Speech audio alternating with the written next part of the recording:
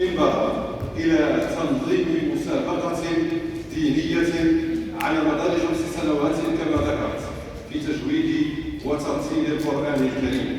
مسابقة حشد لها كل أبناء هذه البلدة والدوائر المحيطة والبلديات المحيطة بها التابعة لدائرة بريزيلا، تجند لها كل الفوجي الكشفي في شهر رمضان الفضيل لكي تسفر في نهاية الشهر على فائزين وفائزات، فصارت محط اهتمام الكثير من الهيئات وعلى رأسهم السيد والي الولاية الذي منحهم الرعاية السامية لهذه المسابقة. والمساهمة هذه السنة كانت من المركز القطري لتكاثر طائر الحبار حتى يعطي جوائز ذات قيمة مالية للفائزين فيها.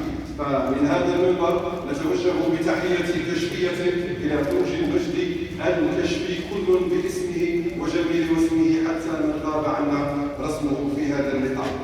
أسفرت نتائج هذه المسابقة على النتائج التالية: المرتبة الأولى عادت إلى الطالب بوقفدة بن خاضر، ويا لها من صدفة. بوقفدة بن خاضر هذا واحد من أقدم الأئمة رحمة الله عليه، سمي على جده الطالب بن خاضر له بوقفدة رحمة الله عليه.